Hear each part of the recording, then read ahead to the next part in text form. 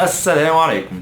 النهارده برضه هنتكلم عن المقارنات، ولكن هنقارن ما بين انواع شركات الطيران المختلفه، وهقول لكم ايه الويب سايتس والمواقع اللي بنستخدمها عشان نوصل لانواع الشركات الطيران دي، وايه الحاجات والغلطات اللي تتجنبوها عشان ما تخسروش فلوس وانتوا بتشتروا التذكره. اول نوع في انواع شركات الطيران، وهي يمكن نوع معروف جدا عند كل الناس وده ذكرناه في الحلقه اللي فاتت، وهو شركات الطيران الرسميه، ودي اللي هي مملوكه للدوله وبتكون طيران كبير، وامثله زي الطيران التركي والطيران القطري وطيران الاتحاد والامارات ومصر الطيران. ونيجي للنوع الثاني وهو ال LCC او Low Cost Carriers او طيران منخفض التكاليف.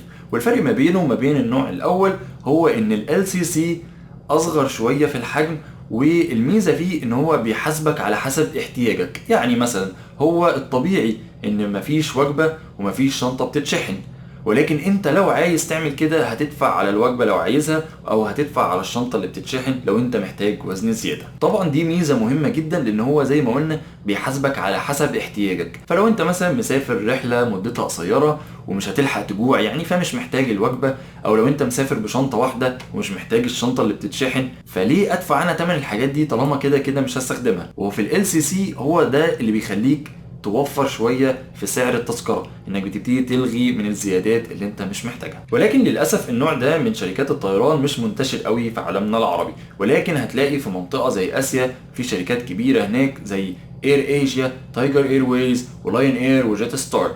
او في اوروبا وهتلاقي طبعا الشركتين المشهورين جدا رايان اير وايزي جيت. ونيجي لنقطة ازاي نلاقي تذاكر الطيران منخفضة التكاليف. طبعا ممكن تستخدم الويب سايتس المشهورة اللي اتكلمنا عنها في الفيديو اللي فات زي سكاي سكانر وموماندو، او تستخدم مواقع شركات الطيران نفسها، وهتلاقوا كل ده موجود في الديسكريبشن بتاع الفيديو على اليوتيوب. ولكن في مواقع مخصوصة لكل منطقة زي مثلا موقع ترافلوكا، هتلاقي فيه معظم التذاكر منخفضة التكاليف في اسيا. وجو يورو ممكن تستخدمه ان انت تلاقي تذاكر منخفضة التكاليف او التذاكر العادية في اوروبا. خلينا نعمل مقارنة من ماليزيا لسنغافورة. على الطيران الرسمي الأول هنلاقي الرحلة بأكتر من 150 دولار. هنا نفس الموقع بنفس الرحلة هنلاقيها ب57 دولار لأننا مستخدمين طيران ال LCC أو منخفض التكاليف. وخلينا دلوقتي نتكلم عن أشهر الغلطات اللي بتحصل للناس اللي أول مرة تحجز طيران ال LCC او طيران منخفض التكاليف. اول غلطة وهي ان الناس ما بتاخدش بالها ان الشركات دي بتحاول تستدرجك عشان تاخد منك فلوس اكتر. فتلاقيه مثلا بيسألك تحب تختار الكرسي، او تحب مثلا تاخد وجبة، او تحب مثلا تأمين عشان لو قررت تلغي تذكرة، فانت برضه بتدوس وطبعا ده بيغلي تذكرة السفر. فتلاقي في الاخر ان الاجمالي بتاع سعر التذكرة اغلى بكتير من سعر التذكرة اللي انت كنت مختاره في الاول. ونيجي لتاني غلطة، ودي يمكن الغلطة اللي بتتكرر كتير جدا وبتخلي الناس تدفع فلوس كتير جدا جدا، وهي ان الطبيعي الواحد بيبقى فاكر ان انا ليا شنطة هتتشحن في الطيارة، ولكن يفاجأ لما يروح المطار ان هو هيدفع عليها غرامة كبيرة جدا، لان طيران منخفض التكاليف ما بيسمحلكش غير بشنطة صغيرة على الطيارة. الحل ايه لو انت عايز تحجز من طيران LCC او طيران منخفض التكاليف ومعاك شنطة زيادة عايز تشحنها؟ فالحل ان انت تختار ان انت عايز شنطة وانت بتحجز التذكرة، وما تستناش لحد ما تروح المطار، لان هي للأسف بتتحاسب كأنها غرامة فبيكون سعرها ازيد بكتير جدا. واخر نوع من انواع شركات الطيران هو التشارتر. والتشارتر ده بمنتهى البساطه بتبقى طياره صغيره ومثلا شركه سياحه او حاجه بتاجرها وبتطلع بيها رحلات.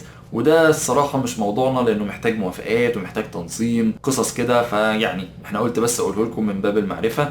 ولكن احنا معظم تعاملنا هيكون على النوع الأول اللي هي شركات الطيران الرئيسية بتاعة الدولة، والنوع التاني اللي هو طيران منخفض التكاليف أو زي ما قلنا ال LCC. لو عجبكم الفيديو ما تنسوش تعملوا لايك وشير عشان يوصل لناس أكتر وناس أكتر تستفاد، واعملوا اشتراك أو سبسكرايب في قناة اليوتيوب عشان تشوفوا الفيديوهات اللي فاتت وتشوفوا الفيديوهات اللي جاية، لان احنا هنتكلم عن تأثير الوقت في ازاي تلاقي ارخص تذكرة طيران.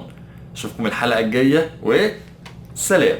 باين يا جماعة دي جبتها خريطة مكتوبة بالعربي، كل هنا العالم كله بس خط عربي، شايفينها حلوة جدا لسه جايبها.